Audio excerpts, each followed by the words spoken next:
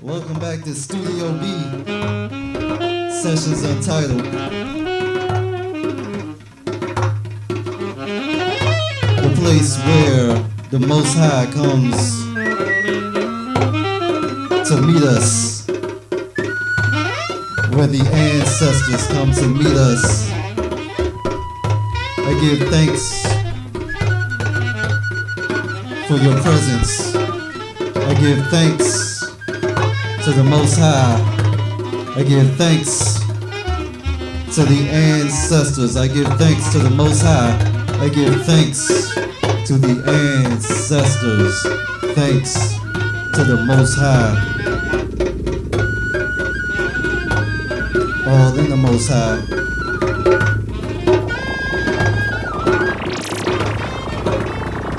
I want to invite the spirit of the Most High and the ancestors in the room tonight, in this space, in this place. Bless us with your presence.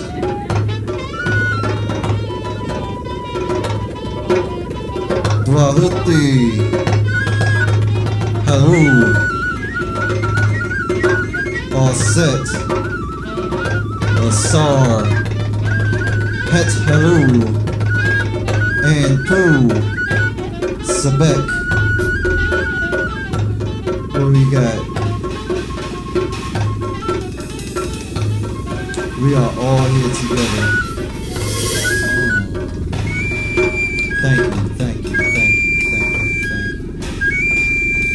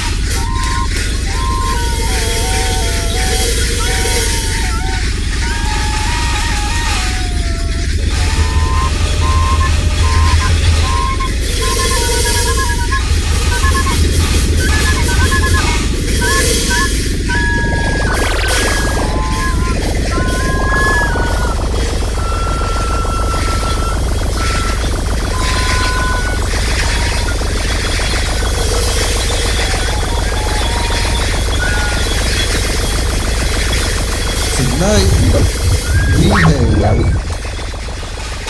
my brother,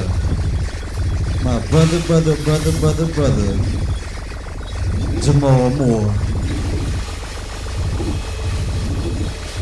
This brother man is an amazing musician, amazing thinker, amazing jeweler, artist, curator, writer, educator, philosopher, thinker, speaker, all of the things in the Most High.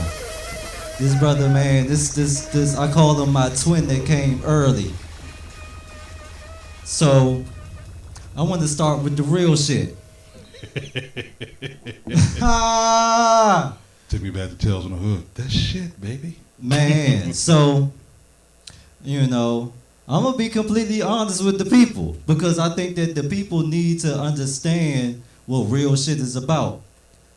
When me and this brother first came in contact, it was a little bit, I don't know, I felt a little off.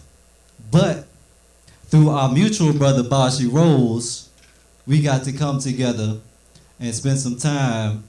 And once we got together and built, we had a real man conversation and connected the dots and moved forward as brothers in the Most High.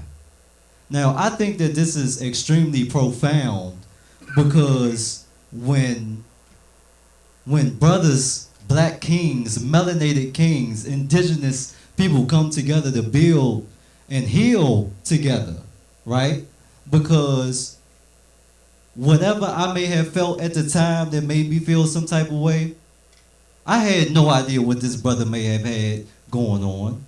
It could have been all types of things that, you know, could have been misunderstood, mistaken, and all of those things. So I want to open this up by saying thank you for being a real motherfucker.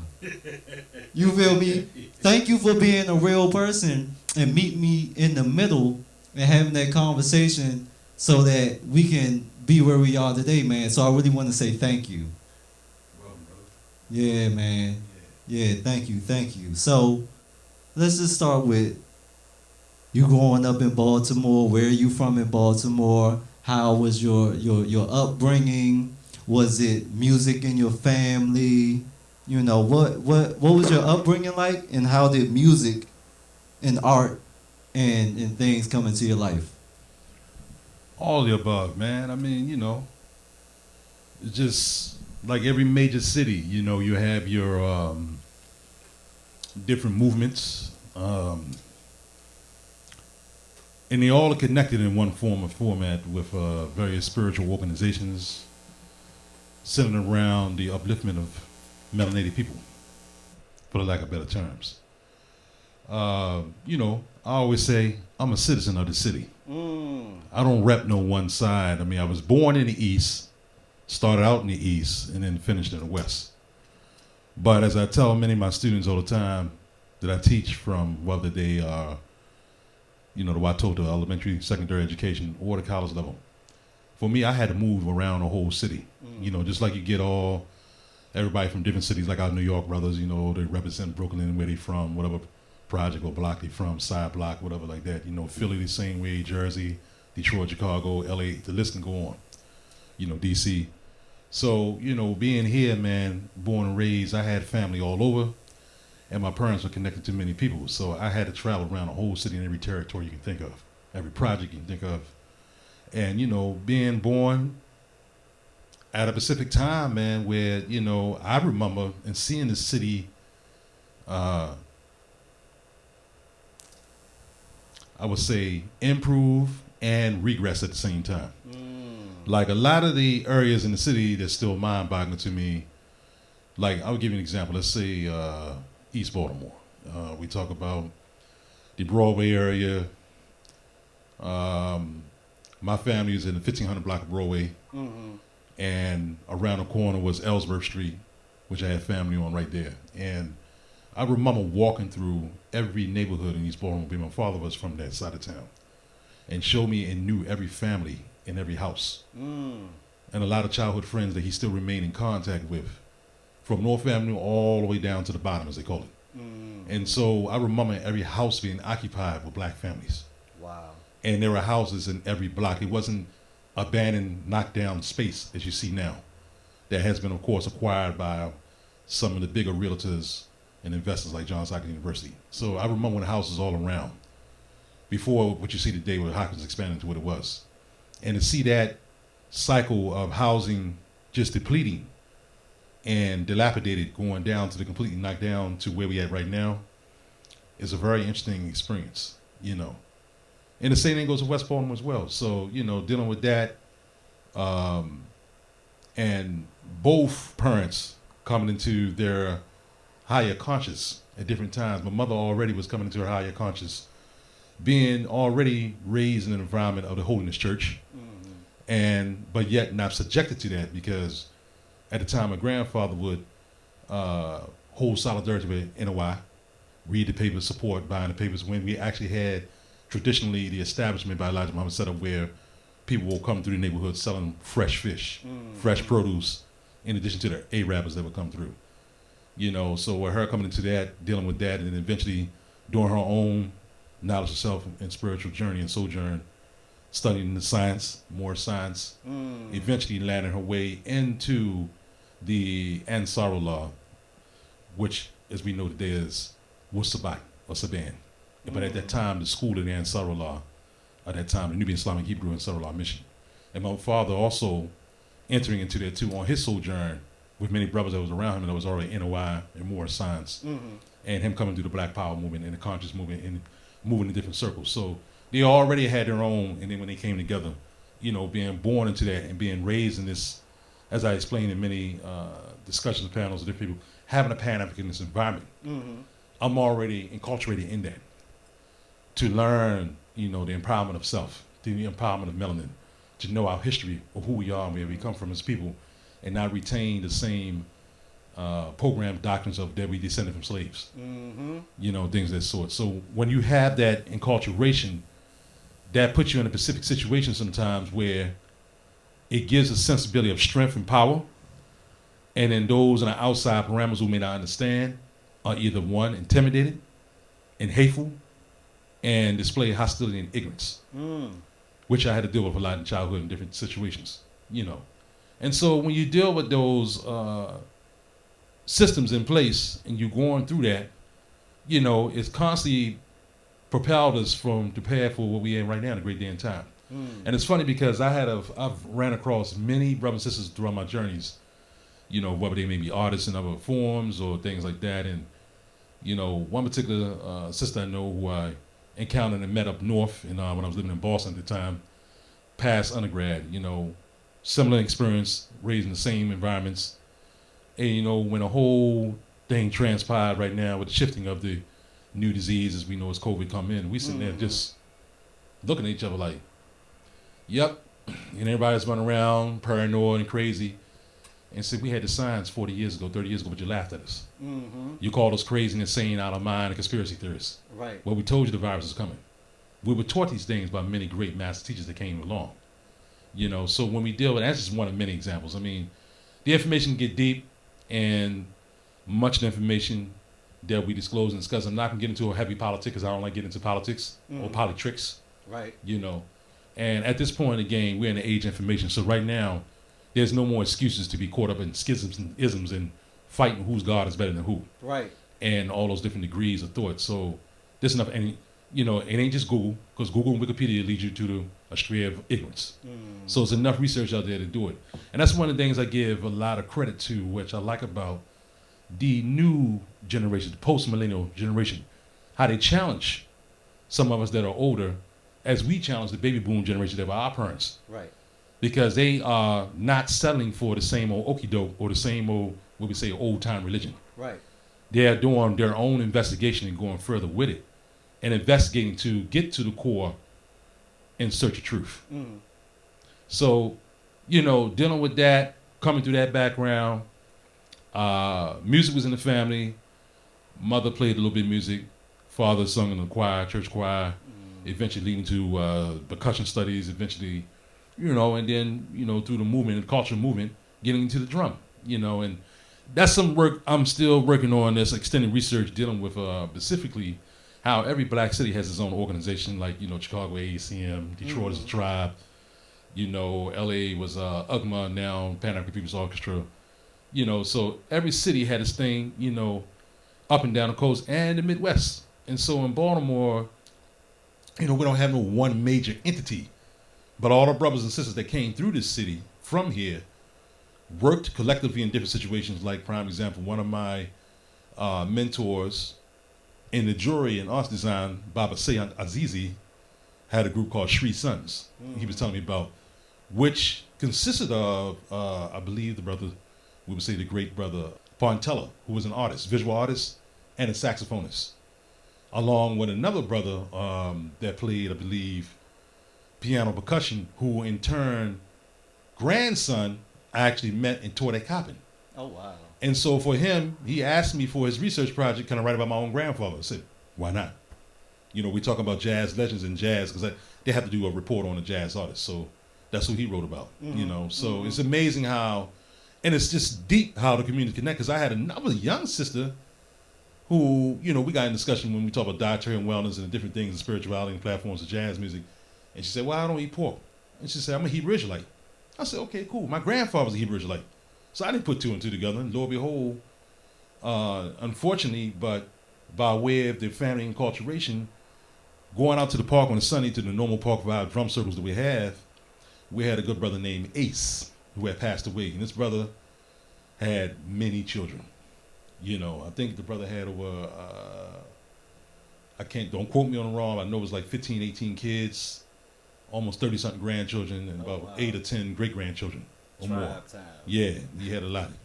And this particular sister was one of his granddaughters, who I taught in one of my classes, who was a great actress. She's into theater, self-producing, doing her own thing. And when I saw her, I was like, wow, I didn't know that now y'all was connected. So it's just very deep, the community here. And, mentioning the park vibe, that's one of the nuclear structures where many musicians and brothers will come together on a Sunday and drum in the park. And in that cycle, there are different brothers who have made attempts to put this in a documentary format, which I'm also working on. It was explained that, we're trying to, there is no specific reference date of when it began. It was stated at one point that there was some Afro-Cuban brothers here in the 50s, and a few brothers who went out and drummed in the park. The most agreed date, even though it started in the late 60s, would be around the early 70s.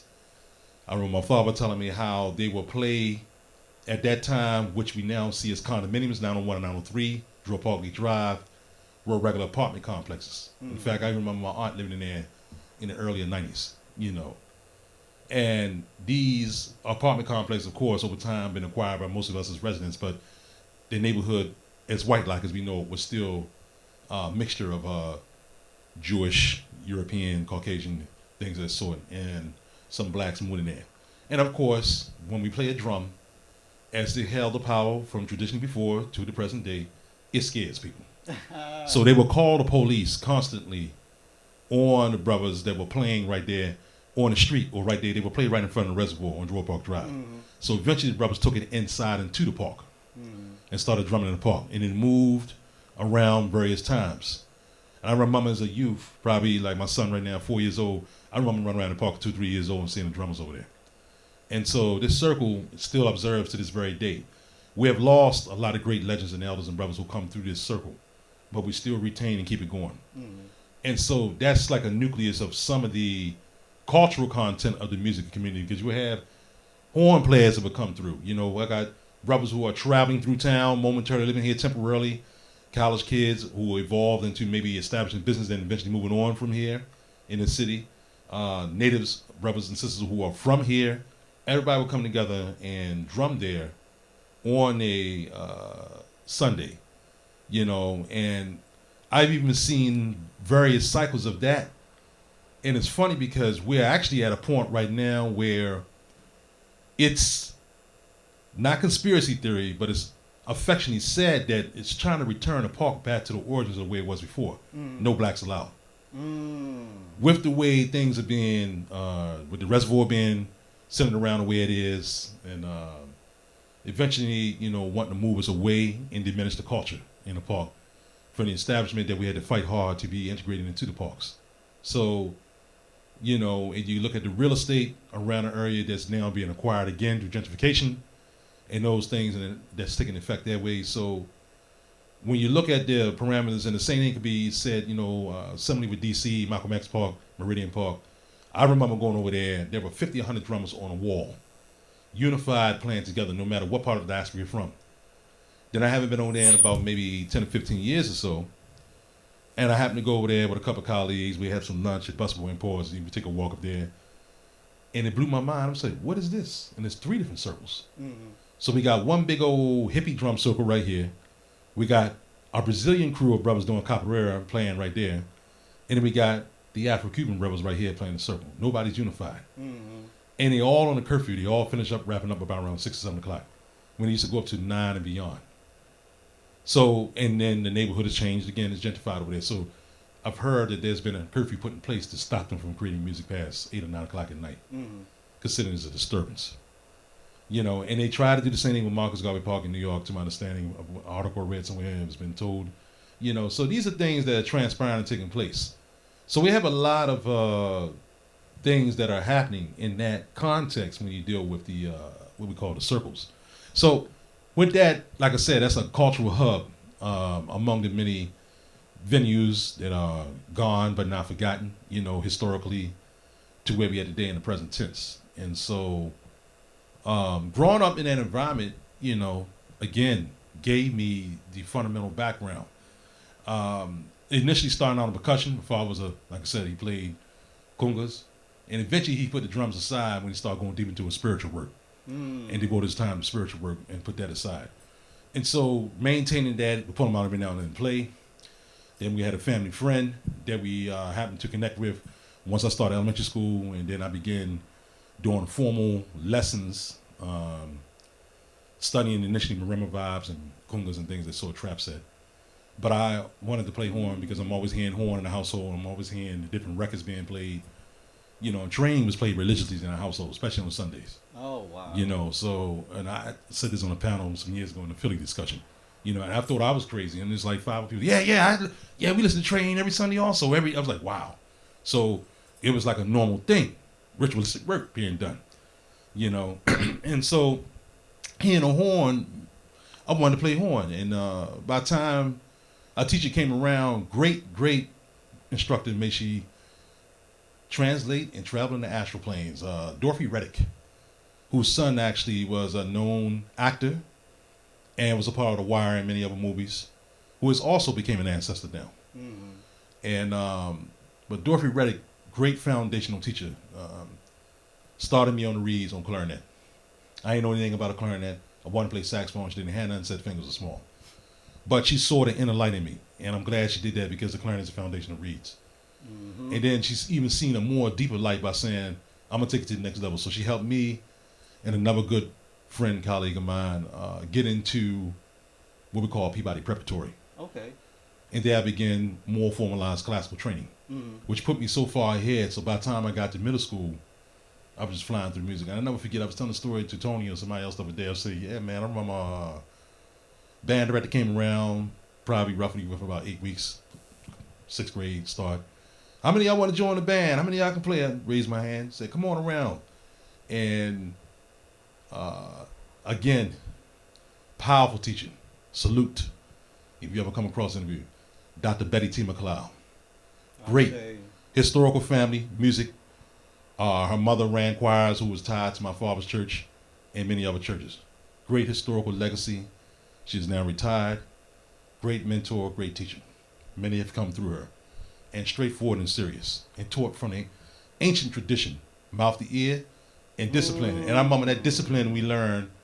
By the time I got to grad school, it's funny because a lot of the Caucasian colleagues didn't understand when somebody throws something across the floor at you, it's called abuse to them. Mm-hmm. That's abuse. But for us, it's like, no, you better get your shit together. Right. So we had stands and chairs and all kinds. She's like, no, I don't say that, but we had those things. And people look at us like, that's not how you're supposed to learn music. But, great, powerful teacher. And I'll never forget, I was the only guy in the whole clarinet section. It was all girls. And everybody was struggling on this one part. And I nailed the part straight through. And everybody looking at the band like, well, who is Shorty? Yeah. Where he from? And I played and rocked out the clarinet for a while. But then at a certain point, I'm like, you got any more bass clarinet show? Because, I'm the only dude up here. I ain't trying to be labeled as whatever, right. And she said, well, I ain't got no more bass clarinets. but I got an alto clarinet. I didn't know what that was. It's like, try this out. I tried that, man, opened up a whole nother chakra and parameters of tones, man. And I played alto clarinet straight through the 7th grade, eventually finally switching to alto saxophone and did a band campus. I was already self-teaching myself flute. Right. And did flute with another great brother, Scott Taylor, who was also an ancestor now. And he happened to come back and assist her. And so, and also the school we went to at the time, West Baltimore Middle School, also known as Rockland, historical middle school in West Baltimore. All the hoods, from the Village to Pop Grove, Baltimore Hilton, Irvington, Yale Heights, so forth, beefing every day. I was talking to somebody, they had to remind me, because some things we just put in the back of our head we forget about. We talk about war stories, man, surviving in the streets. Mm-hmm. You know what I'm saying? When I'm seeing cats getting thrown off the bus, man, 20 dudes jumping the cat, man, wine getting thrown at you, super soakers with bleach. Mm-hmm. We talking about the 90s now. We talking about the early 90s, late 80s, early 90s. And, you don't think about it because you make it through that. You know what I'm saying? Mm-hmm. So, music, middle school, man, music was like a salvation of peace. Because when you're dealing with so many knuckleheads and so much ignorance in the classroom, you didn't want to be around it, man. We get in that band room, it's like a relief. Yeah. Because now I'm playing with people who all love music and we mutually love music. Right. So that was through the middle school journeys, which led way to the high school journey, the finale, being denied for getting to school for the arts from audition. So I ended up going to Douglas High School. What? And I actually appreciated going to Douglas. And once I got the way it ran back then, if you didn't make it into your 9th grade audition yet, you can automatically transfer in your 10th grade. By the time I got established at Douglas, I was like, the heck with School for the Arts. Right. And I actually appreciate Douglas because it gave us it was a historical institution known for music. And matter of fact, half my homeboys got put out of School for the Arts and come up to Douglas. So, School for the Arts is cool. And it's not to rag on them, they do music and art all day.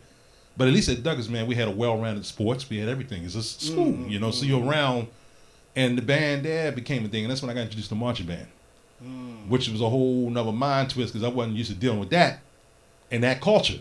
I wanted to strictly do jazz and concert. Right. So concert band, jazz band, we had actual musical curriculum called Music Careers, which actually ended around the early 2000s with a couple of other fellow colleagues we know that were in that program. And after they graduated, it diminished because we're talking about now taking music out of schools completely. The band director there was a great brother who was a trumpet player.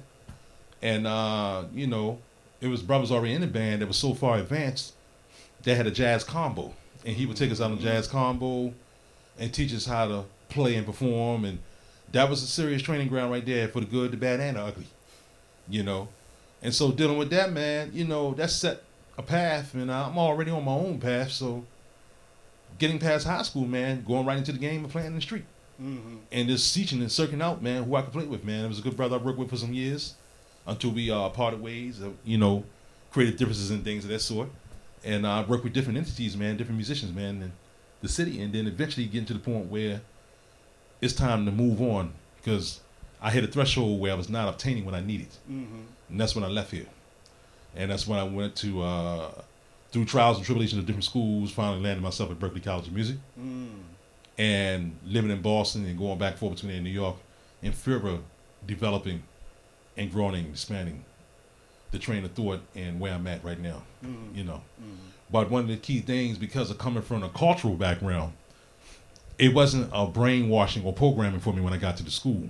Right. I knew exactly what I wanted to do when I got through there and had to make it through those specific, give them what they wanted to hear to get what I needed. Because it was stated to me, remember, you don't go to school to learn from them, they learn from you. Right. And when you get into these academic positions, they have a tendency to psychologically get inside of your mind to make you feel belittled or you're not worthy or you will never be eligible. And many of the times the reason why this happens is because the instructors are failed artists themselves. They never made it to Blue Note. They never made it to the labels. They never got a chance to play with their heroes. So they may be killing, dude. Yeah, man, you're killing. They may be in that vein, but they suck, or the fact that they never made it into the position of hitting that higher threshold where they want to be. So they basically punish you by beating you down as a way to make themselves feel good. Right. And even in the general education side of it, there were instructors who literally told me, I'm supposed to be at Harvard and Yale and so forth, and I'm stuck here teaching y'all at Berklee. You know, so musicians who are here, you know, are not capable or intelligent enough of basic academia. So in those trials and tribulations, man, you know, like we said, we have stories for days, but I don't go into all those details. But just to give you an overview, you know, and, you know, it was great times being there, man. You know, as I learned through embrace my other spiritual community up there, and when I connected with them, you said, yeah, man, you know, you're in Boston, brother. It's the brains of the beast up here. You know, New York's the belly, but you got Boston being the brains. And anything you want to know about this country is there. In the libraries, the school libraries, some accessible, some non-accessible. So, going up there, another part of the cycle of life and journey, man, it really developed. Until I hit a threshold where the walls are closing up there, it's time to get about. So that's when I was transitioning between New York and looking for the next realm, and I decided to go to grad school, and that's what took me out to the West Coast. You know, and that was a great choice, going out there, getting some of that beautiful weather, seeing the vibration out there, and everything has been spiritually in my path connected, because I'm already hitting heavy in New York. I'm already hitting Brooklyn real heavy. In Manhattan, you know, not necessarily the Roulette, but the Breck Forum and other places with a lot of great musicians up there. And one good brother, Sabir Martin, who I believe now is in Italy, great master elder who played with Horace Tapscott years ago, said, hey man, you gonna make you move to the West Coast? Get a book called The Dark Tree, Songs of the Unsung. Something hungry for knowledge. So I go to the library, get that book, man. That book pulled you in. I finished it up in like literally 2 days, 3 days. And it broke down about the brother Horace Tapscott and how he started a whole movement and how they ran with the Watts Prophets and how the revolutionary work, the police brutality and everything was doing out there in L.A. I had no idea they even had that out there. You know, because we think of L.A. just being a smooth jazz city. That's it. You know. And so when I landed out there to study with Baba Wadada Leo Smith, I'm the last to finish in this program, he's well connected. And there was a sister who came through at one of our concerts who are still retained kinship and fellowship with to this very day, Sister Tracy Cardwell. Say, hey brother, our horn player's on the road right now, so we need a tenor player. You think you can come down and rehearse at the World Stage? It's for the orchestra. I'm like, yo, I just read about this in the book. They still around? So when I did that, I went down there and I met a whole family of brothers out there who was a part of this legacy. And at that time, I didn't realize I'm subbing for our good brother Kamasi Washington. Oh, wow. Who happened not to be there. He's on the road at the time. Right. So I'm filling his space. And, you know, I'm going through the charts, man. And Horace charts is not that easy, but it's some beautiful music written. And you meet all that legacy, man. You meet all that stuff like that, man. So in that process, man, it's deep. You know, so when we go through all that right there, I work with them, affiliated, and play with them. And, oh, you know, where you from, man? Oh, you from Baltimore, East Coast. You know, that's what they always say, Baltimore. I said, man, we don't talk like that, man. You know, chicken box, half and half. That's not what we're known for, bro. Not everything. But we have our well-due respect.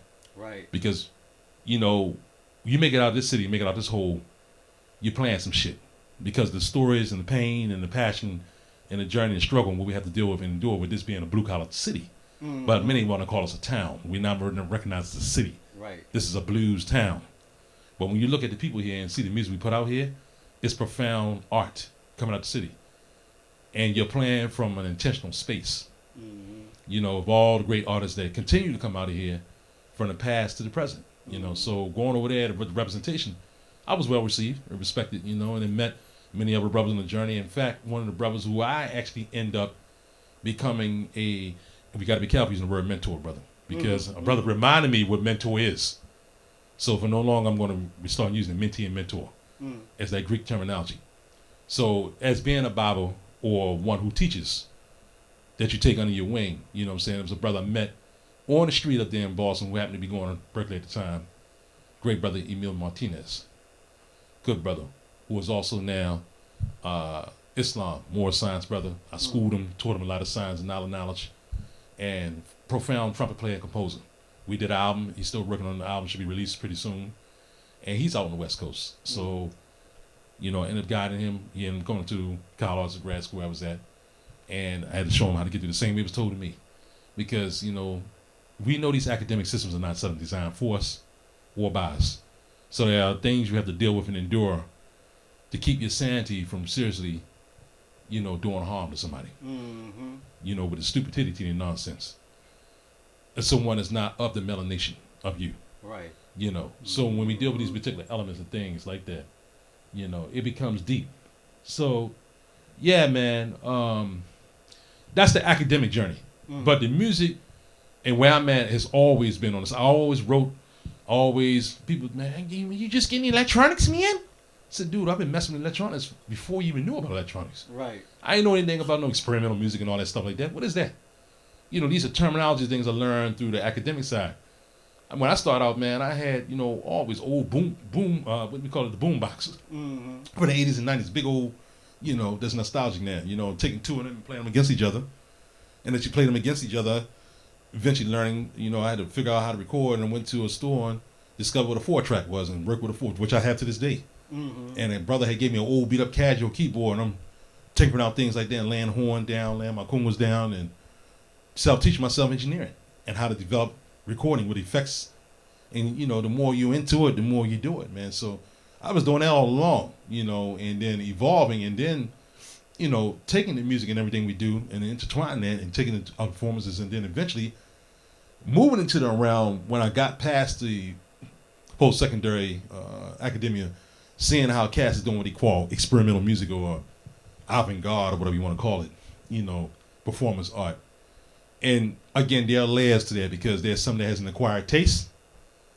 There's some that don't make sense. Just a personal opinion.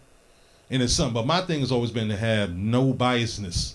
I ask everybody who do what they do, why are you doing it? What is your intention? And if you do not have an intention of what you're doing, then you're basically playing around. It's hypocrisy. Nothing without intention. Right. So no matter what you want to do, if you want to walk around North Avenue, 25th Street, completely nude for a whole hour, what's the intention behind it? Are you self-medicated doing it? Are you out of your mind doing it? Or are you doing it to make a statement? That's just an example.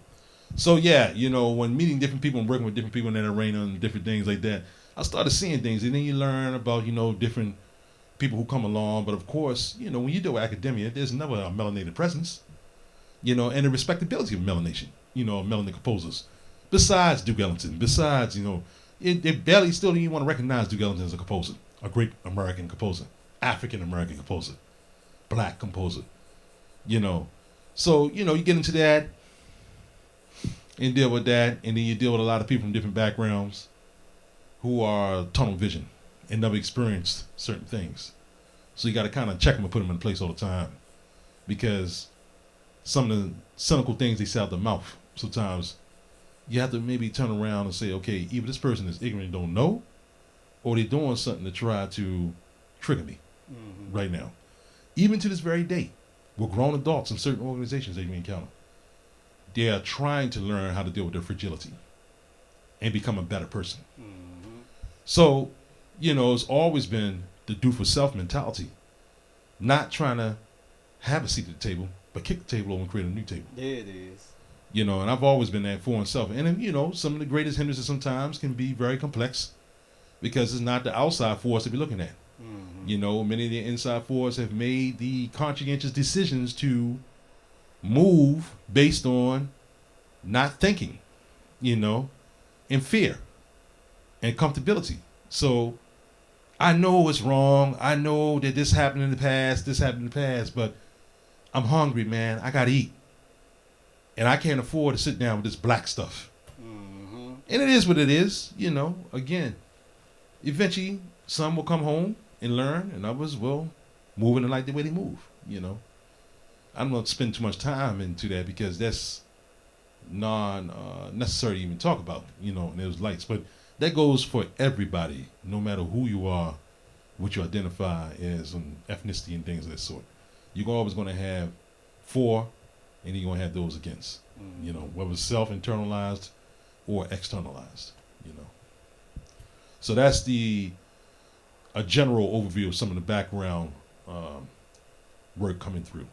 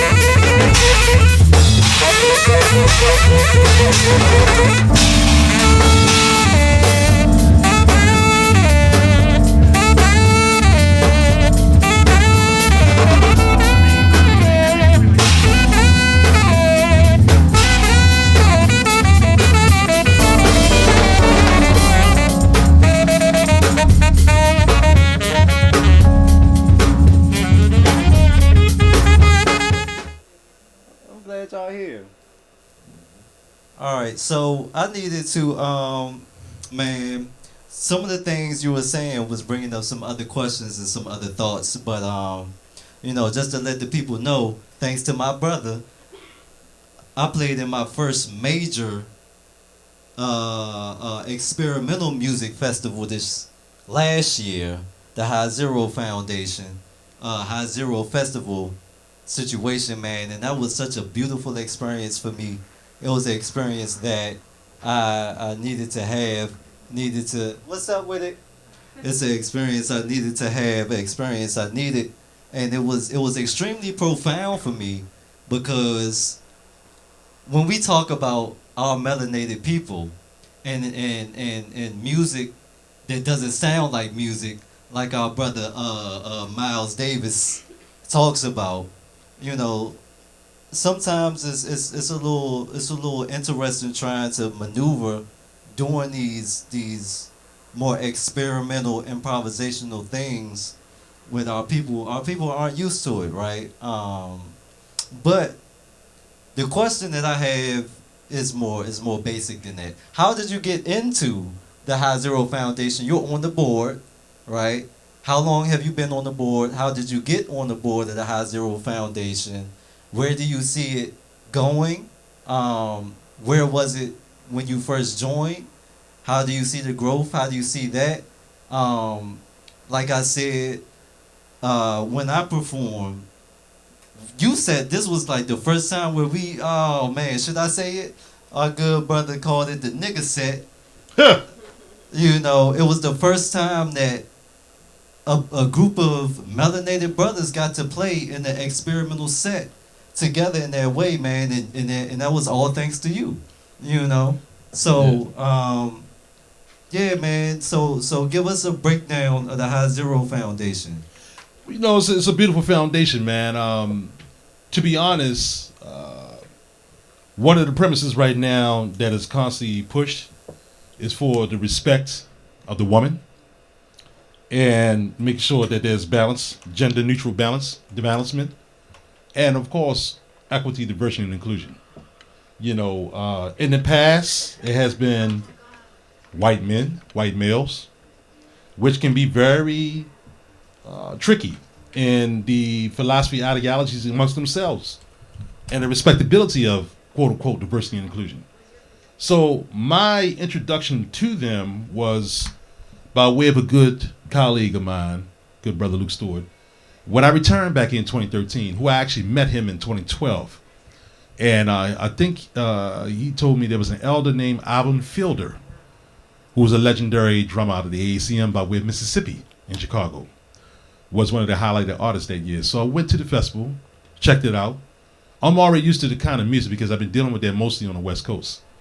And after that, I said, okay, cool.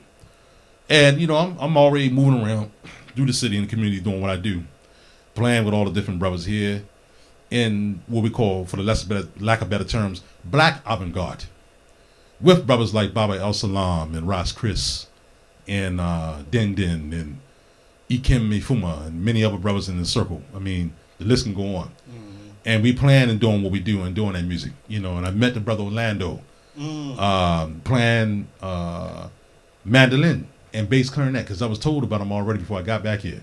I couldn't wait to meet him. I said, man, a brother playing mandolin? That's interesting. And so after that, at a certain point, time moved on. I was working with the brothers in D.C. through the Union Arts and the various collectives they had over Baba Aaron Martin, brother Luke Stewart, and many other cats. And that's where I met brother Warren Crudup Trey as well. And I took Jerron over there, and I knew Jerron from years ago when I was in town playing. So I reconnected with him, put him on a gig, and then I decided to form a trio with him and Trey, which became the Organics Trio. And so, as we're playing and booking gigs and getting around, word gets around, I'm playing and doing what I do, and eventually I'm called for an interview by a local publishing newspaper article, and they got a little bit of background who I was, and asked what was my affiliation. I said, well, I didn't know who the organization was.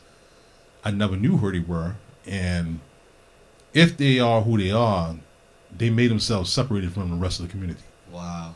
And this is in the article. You can look it up online. And within about maybe some months or a week, within months, I get a phone call. Hey, man, we think you might be a good candidate. Would you like to join us? And I had to kind of feel out what was going on. And I kind of joined. It's a collective, actually. You know, not I want to say the board, just say collective. Right. Also. Okay. So I rolled with the collective and checked them out. And I also knew about the Red Room. I started going to the Red Room. We were doing these shows there too. So, you know, after that, man, sitting in and actually meeting different people. And, you know, I was told off the back that, look, everybody here have different diverse tastes. Some are completely noise. Some are neoclassical music, you know, like John Cage, things of that sort. Some are about the quote-unquote avant-garde, black jazz, idiom. Others are straight electronics. You know, everybody's got different acquired tastes. But it's a beautiful collective that comes together. And so booking shows and moving to that, you know, eventually working with that and then working my way into that and took on and joined the collective, man. And from there, everything grew from there. You know, and then, you know, looking at the overall specs of how much diversity they have. You know, and there was a few other people in there that was fighting for diversity as well, you know, to make sure we had a black presence in there, you know, with different black artists coming through. And, you know, and then meeting other black artists is doing this music all around the country, besides the major names, you know. And it just kept growing and evolving from there, man. And that's how I decided to say, well, you know, since I've been here and then looking at archival material, I've never seen an all melanated African American set. And I made that a point to do that last year and present that to the world in that particular setting from all the backgrounds everybody doing the music they do. Yeah.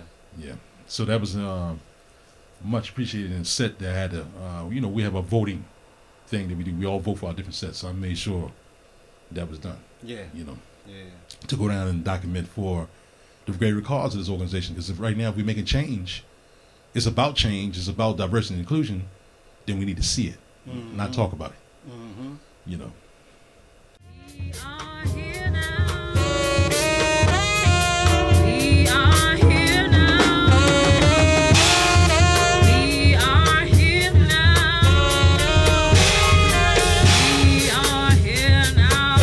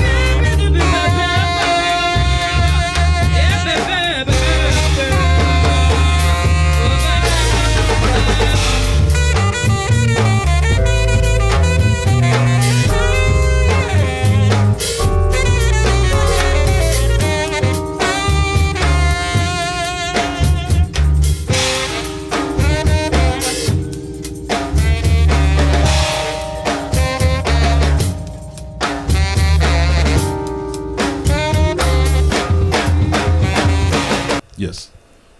Yeah, okay, yeah, man. That set was amazing. That set was amazing, man, and you helped me connect to some beautiful, beautiful, beautiful brothers. That to this day, man, we still connect, we still talk, still connected. Brothers from outside, and even the Europeans, you know, and the pilgrims, the Europeans, and all of them that I got to meet from Europe. All the ones that we got to meet from outside the country. It was a beautiful experience. Even the other sets, man, I got to play. What was it? 4 out of 5 nights, or 3 out of 4? Yeah. 4 out of 5, man. It was beautiful. So another thing that you spoke of earlier, man. How's fatherhood? How's having a son, man? How's fatherhood? It's a beautiful journey, man. It's a beautiful journey because you see a creation and a reflection of yourself. And it's that 33rd and third of you, 30 and third of your queen, you know, your empress, your goddess. And you get to see the reflection in the mirror of both of y'all, we y'all have created, man. With the energy, you know, their own intelligent mind design being who they are. And it's like a mini person, you know. And the fact that we have to recognize we created them physically, but they chose us two to bring them into this realm, in the physical realm, because they already were here, traveling the etheric realm. So they said, I'm going to bring y'all two together. Y'all going to bring me into the physical realm. And, you know, I know that my son is a star child, man. I know he came from way back, because there's things he did and showed to me, and he has to hold back, like, okay, they ain't ready for that yet. Right. You know what I'm saying? I remember one time, man, story when I'm sitting there, he's like, I can't remember, man, maybe 3 or 4 months, and he's pointing up, and he's speaking. You know, we look at it as the Google Gaga language. And he's like, you know, pointing up. And I'm like, okay, I know you're talking about something galactical. I just can't see it right now, because it's the visual being blinded. It's in the dark. Right. And then he got pissed off, and he just shook his head like, these parents will never understand, you know. So it's a beautiful thing, man. It's a spiritual journey, and it just gets better and better and better, man. Evolving, man. So I'm enjoying it, man. You know. That's beautiful. That's beautiful. And with that being said, that kind of brings me full circle to something else, man. Our first episode, we had our brother Bashi Rose on it, who's now a baba, a grandfather. You know, kids and stuff like that. But bringing it back full circle like that, how did you and Bashi Rose meet? How did y'all connect? The brother told me, man. I didn't even remember. There's another mutual good brother, man. You know, Jacob Freeman. You know, Jake. who Shout out to Jake. Shout out to Jake, man, and he was very supportive of the work I was doing with the Brother Luke Store in a particular group called Ancestral Duo. And we played at the Crown and Wind Up Space many different times in different iterations. And I think Jacob and Bashi knew each other from years prior, so he brought Bashi along, and he showed up to one of the concerts. At the time, I didn't know who he was. And then I think the formalized way we met was through our good brother Lafayette Gilchrist. So Lafayette had called me up to lay horn down for a particular film score project I think they were working on, and Bashi was playing drums, and I didn't know who the brother was. And then the other brother Kevin was there on percussion, so we just played. And then I think Lafayette took the music and handled the rest from that point on. But then meeting Bashi, I'm like, man, who are you and where you from, man? Because your field is not like a normal drummer in Baltimore. Right. You're not playing mainstream stuff like a Rouse play around here. You're not a gospel chopper. You're not a jazz head. You know, you play your own intentional way of playing free in your own creative aspect. And so I maintained relationship with the brother, man, and got his information, and eventually called him into jam in one of my sessions. And at a former older studio I had, man, and he brought some 2 or 3 other people with him, and we just kept jamming and playing until the brother decided to put together a collective, and then that formed into Conjure Collective, and then evolved to where we now today. Right. Okay. Yeah, man. I remember the first time I heard Conjure Collective and got with y'all, man. I was telling Bashi I couldn't wait to get on board, man. Put me in the game, coach. You know, and it definitely happened divinely. It definitely happened divinely. And for the people to know, you know, growing up playing saxophone, but making beats and producing and engineering outside of school, playing keys and teaching myself all these different instruments. Bashi Rolls and with Conjure Collective is the first situation that got me playing keys in public, in front of people, and that was a learning curve, but it's such a beautiful experience because not knowing, like growing up playing what I played, not knowing that opening my ears up the way the piano is really helping me as a musician because I'm a harmony head. A harmony head, man. Lush, beautiful harmonies. It's like I like to play a mixture of Herbie and Jay Dilla, right? You mix Jay Dilla and Herbie together and then get into the experimental side of things, the more modular synthesis, combining, energy of Marvin Gaye with Sun Ra and all these different types of energies, Coltrane with D'Angelo and Electric Miles. Conjure is a place where I feel like we can really explore all of these different things, man. We travel through dimensions when we play together.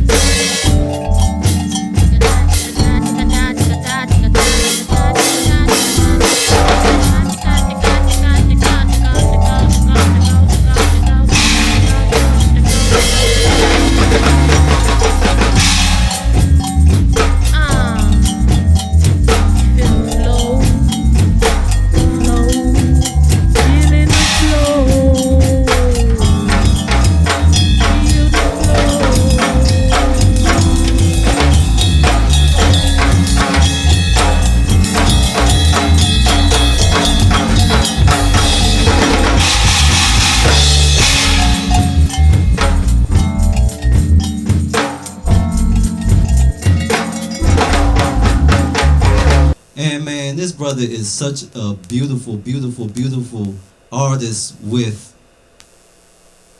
the metal work, man, and the jewelry work. How did you get into your jewelry work? How you get into the metallurgy, the jewelry?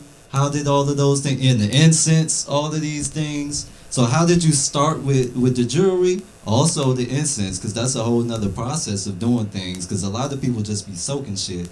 Right. You really be rolling shit. Right. You feel me? You really Right. be doing it. Your scents, you got the regular scents, and you got your own blends. That's amazing.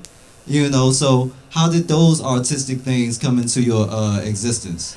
So we got various principles. You deal with, again, going back to the nucleus of pan-africanism, the knowledge of self-do, do for self, which has been taught from all the great masters come along, from the Prophet Noble Ali to Elijah Muhammad to Dr. York, Brother Yahweh Ben Yahweh, and many other black leaders that had, in every black iteration or every organization, the self-empowerment of do for self. And, you know, during those eras and times, specifically when we talk about the black arts movement, the black power movement, everything was mashed in one. It was a universal consciousness, man. So that conscious being of self-empowerment and do for self led way to the fact of brothers being on the street and what we call propagating and moving the literature of the spirituality of the time to awaken our people, to bring them into a higher state of conscious being. Right. The incense being imported from the East, coming in, is used as a tool for meditation and cleansing. You know, and the jewelry being created as tools of spiritual healing, as what we call talismans and many other artifacts, in the self-embracing of the culture of our ancestry coming out of the continent, you know, and things of the sort, and indigenous cultures here in this land as well. So when you grow up in that environment, that's just like a natural thing. So eventually, you know, going out there on my own, I started moving oils probably in middle school. You know, but I'm around brothers who do it all along. And the incense, I started moving during post high school. And you start out by, you know, going to a basic wholesaler, buying what they have, and stuff is made all dried out, man. But, you know, you sell on the street, get your money real quick, keep it moving. You know what I'm saying?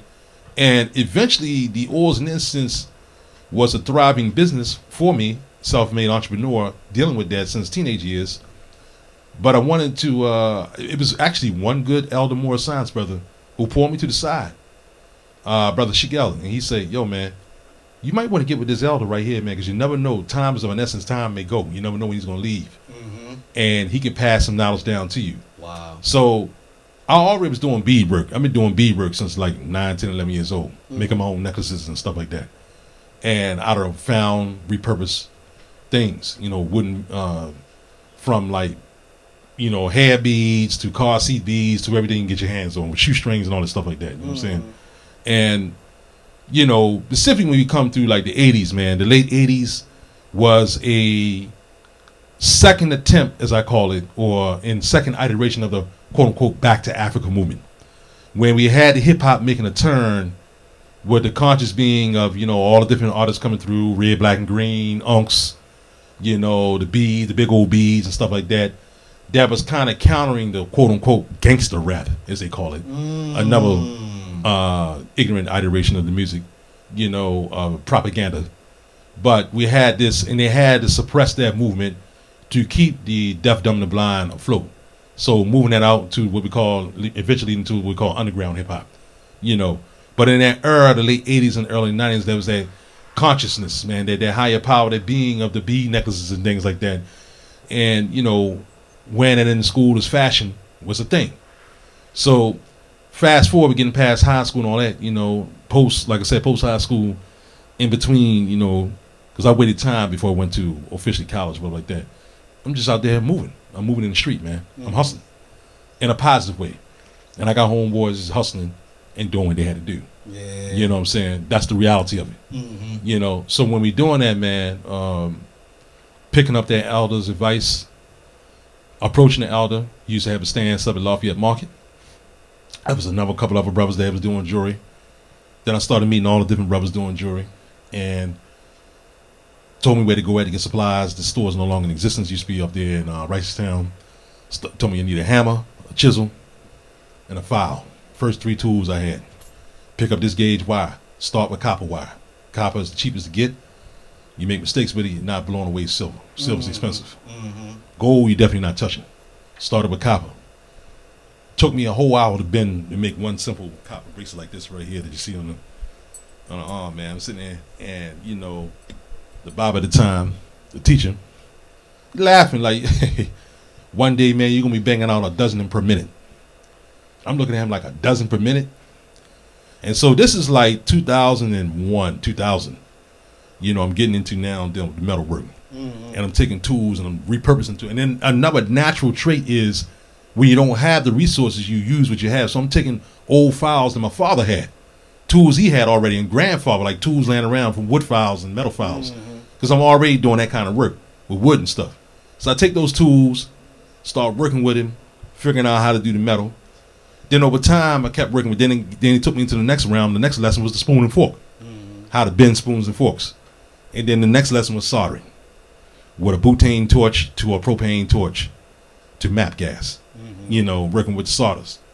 And from there, then the next step is your imagination, creativity. Then there's certain foundational principles, and this is all mouth to ear, oral translated, like passed down. This ain't no school. This ain't no Micah. This ain't no jury school. No design. None of that right there.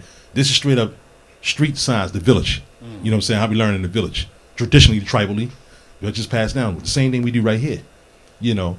And so sometimes the artwork that we do blows the average cat's mind because they're like, did you go to school to learn how to do that? No. This is naturally taught. Like I said, the old school traditional way of the village. You know, so when we learn these things, man, it just evolved and just kept growing and growing. And that was around 2000, 2001. There was another brother who was a great jeweler, but I didn't study jewelry with him. He was a serious silversmith, brother named Amin Sekura. And he was a master conguero on the drum. So I ended up taking that information on the drum and didn't really pay attention to the jewelry side he was doing and learn the drum from that. But he still will be banging out stuff around me. So I'm watching these brothers. At the same time, I'm watching. Then I met Mr. Hogan. You know, may he move in peace. You know, and his sons. You know, and Brother Kwame. I mean, there's so many brothers around that was doing it. You know, and then as you meet different cats, everybody got their own style and twist of what they do. And so, I never forget, man. I'm already up. I'm in Boston. It's probably around 2004. And money is tight. I got rent to pay. I'm with my roommates. So, I got to bounce. I got to go down and Baltimore and make some money real fast. And this is when we would come down to the festivals, Artscape and Afram. And yes, we had to deal with the law enforcement constantly running us off the block because they didn't want to see us do for self, make our money without feeding into it and funneling into a system that was in place where you had to pay a ridiculous amount of money to vend in a festival which you're not going to make back. But when we set up on the outer skirts and parameter there, we got people complaining about that. It became to the point where they made the news like they got this African village over there and their art is way better than it was inside the festival. But they ain't like to hear that. You know, so they figured out a way how to finally move us out the picture eventually. But at that time when we set up an Artscape, it was a gold mine, man. It was a cultural gold mine because you can get anything you wanted culturally there. And we just got nothing. Imagine a whole strip of road, just number of black vendors from the diaspora, you know, everybody. And we all are able to make income. So en route to preparing for that, I'm staying in an apartment with a couple of friends, man, a couple of my peoples. And they all working and stuff. And they knew I was going to hit out of town. So I'm in there, man. And when you get into that zone, it's a spiritual thing that happens when you making jewelry. It's not something you can just get up, bang, and make. People think it's just that easy. You know, when that realm opens up in creativity, you're in the zone. So I'm sitting there, and literally I'm banging out a dozen bracelets per minute. Bang, bang, and I'm folding them in on a mantle. And I come down, I have like a couple dozen, man, like 3 or 4 dozens of bracelets, and I move them all. And I'm able to make my rent money. Wow. And bring it back up and take care of my roommates on rent. So that right there, man, is a very beautiful, unique journey. And it's still evolving. It's still growing. You know, because you're challenging yourself constantly to create a system of work that is not duplicated or trying to be like somebody else. Because you're always going to have your copycats, you know. And copycats come in all forms and all shapes and colors. So it's everybody's going to do everything, but you want to have a piece that's going to be uniquely where they like, oh, that's so-and-so's piece right there. I know his work or I know her work. That ain't just a mass-produced piece, and that's where it comes from, man, and so meeting other jewelers, and then when you start meeting other jewelers, you're inspired by the work they do. Shout out to Sister Tracy Bill. Yes. Serious silversmith. Yes. Seeing the work. There's a brother who I wish I could run into. I don't know where the brother is, back here, New Orleans, or wherever he's at, or could be in a whole other country. Brother Salah. Salah was a master silversmith. The brother, they used to call him, the haters would say, man, he's got twisted metal. Twisted metal gear, because the brother had a twist on his metal, man, be so wrapped up so many ways, but it was uniquely unto his own. Right. And I've met many jewelers, man.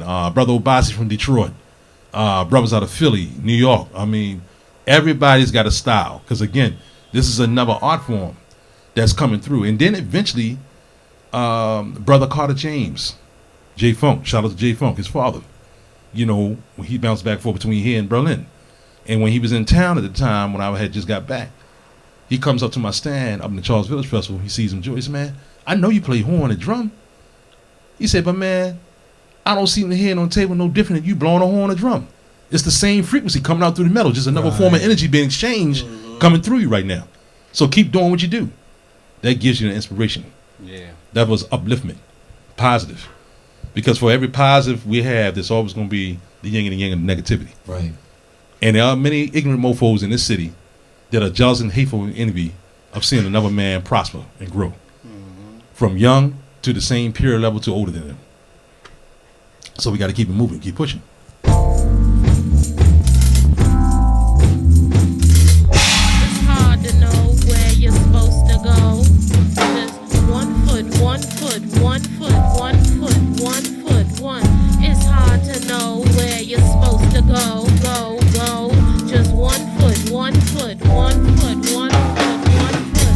How we supposed to know? How we supposed to know? No. 1 foot, 1 foot, 1 foot, 1 foot, 1 foot, 1. How we supposed to know where to go when the feeling's so low? How we supposed to know? How we gotta trust? You don't trust no. 1 foot, 1 foot, 1 foot, 1 foot, 1 foot, 1 foot.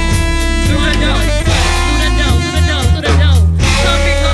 Sometimes you gotta pick up and go. Sometimes you gotta pick up and go. Sometimes you gotta pick up and go. The way to go, we supposed to know. The way to go, it ain't always the way that you know.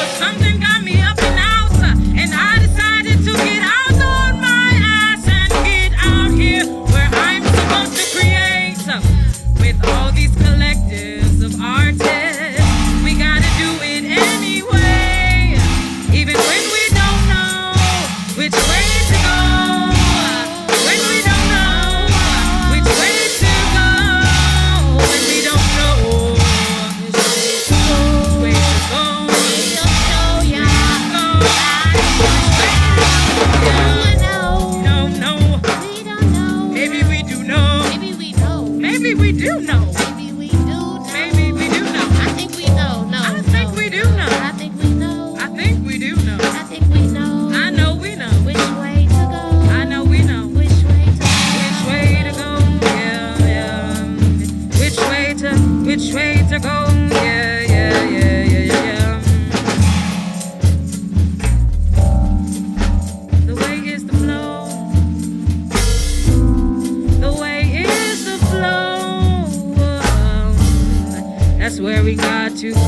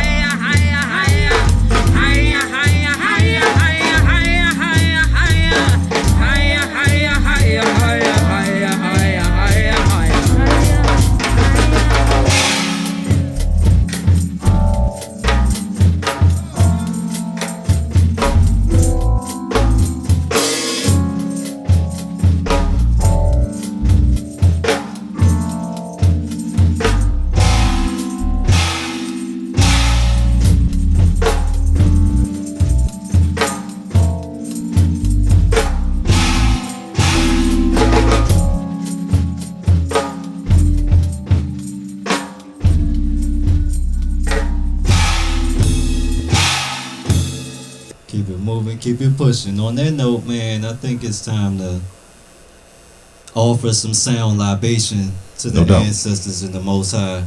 Mm-hmm. So we're gonna be back in a quick second. Yeah.